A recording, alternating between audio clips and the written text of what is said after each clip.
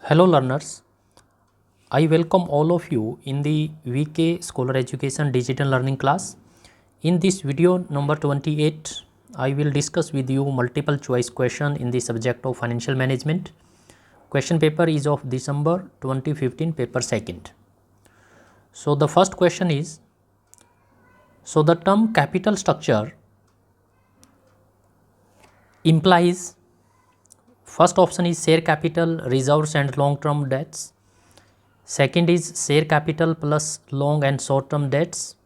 Third option is share capital plus long term debts, and fourth one is equity and preference share capital. So the correct answer is option number 1. So you know that the term capital structure implies the proportion of debt capital, preference share capital and equity funds on a firm balance sheet. So it includes only long term sources of funds, the funds given by shareholders to the company as well as the funds given by lenders to the company. So all these long term sources of funds are shown on a firm's balance sheet. Okay, so current liabilities are not considered as a source of finance, source of capital to a firm. Okay, so only share capital and reserves both belongs to the equity shareholders, and long term debts as well as preference share capital includes in the capital structure of a company. Second question is, a company has issued 10% perpetual debt of rupees 1 lakh at 5% premium. If tax rate is 30%, then the cost of debt will be. So dear students, you know that the cost of debt is the after tax cost of long term funds through borrowing. So cost of debt after tax is calculated as, so this is cost of debt 1 minus tax rate means cost of debt after tax. So this is annual interest payment, in this example is 10,000, tax rate is 30%, so 1 minus 0.30, and net proceeds from the debenture, because debentures are issued at 5% premium, so net proceed is 1,05,000. Okay, so your answer will be 6.66%. So this is the cost of debt after tax. Next question is, dividend is not relevant in determining the value of the company. Who among the following held this opinion? J. Walter, Isra Solomon, Modigliani and Miller and M.J. Gordon.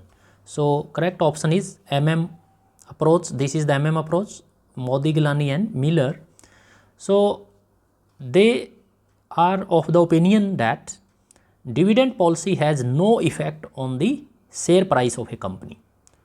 It means they provided irrelevance of dividends to the value of the firm.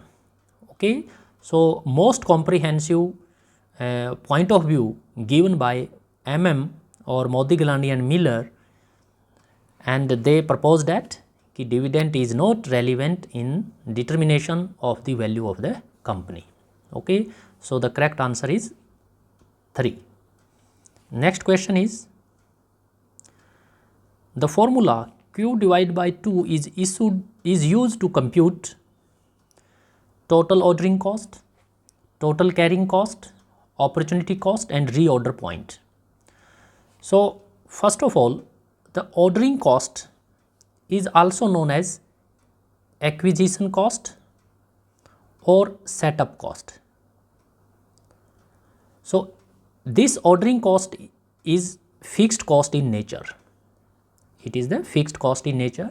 So the definition is, it is the fixed cost of placing and receiving an inventory order. So this is ordering cost. What is carrying cost? Carrying cost are variable cost in nature. Variable cost per unit of holding an item in inventory for a specified time period. Okay. So the definition I am repeating again. Carrying cost are variable cost per unit of holding an item in inventory for a specified time period. Okay. So opportunity cost of funds. So this consists of expenses in raising funds, like when fund is raised from the bank. So at a fixed financial cost means interest on capital is charged or given to the bank. So the expenses in raising funds to finance the acquisition of inventory. Okay, so मान लीजिए आपको inventory खरीदने के लिए पैसा चाहिए और पैसे को आप मार्केट से एक गिवन रेट ऑफ इंटरेस्ट के ऊपर बोरो करते हैं. So if these funds are not used for inventory, so these can be utilized for some other purpose. Means you can invest these funds to get a return on it. But point क्या है कि funds were not locked up in inventory, so they would have earned a return. So this is the opportunity cost of funds or the financial cost component of the cost. Okay, reorder point is the level of inventory when fresh orders should be placed with the suppliers for procuring additional inventory equal to the economic order quantity. Okay, so how Q by 2 is used to compute the total carrying cost? So correct answer is the total carrying cost. So generally average inventory is calculated like this. This is the order size divided by 2, and total carrying cost